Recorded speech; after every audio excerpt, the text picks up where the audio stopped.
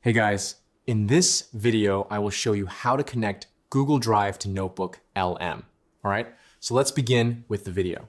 First, go to NotebookLM website and sign into your account. Now, if you are beginning a new project, create a fresh notebook to keep all of your sources organized around a single topic. If you already have a notebook prepared, simply open it so you can continue adding more content. Once you are inside the notebook, locate the Sources panel.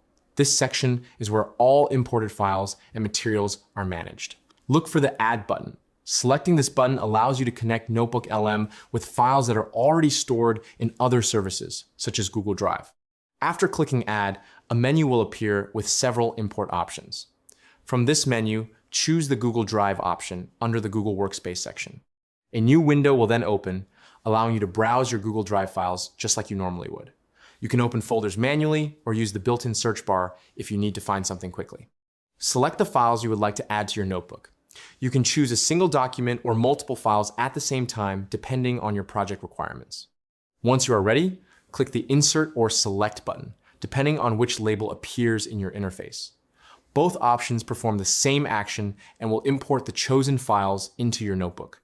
After the upload is complete, the files will appear inside the Sources panel of NotebookLM.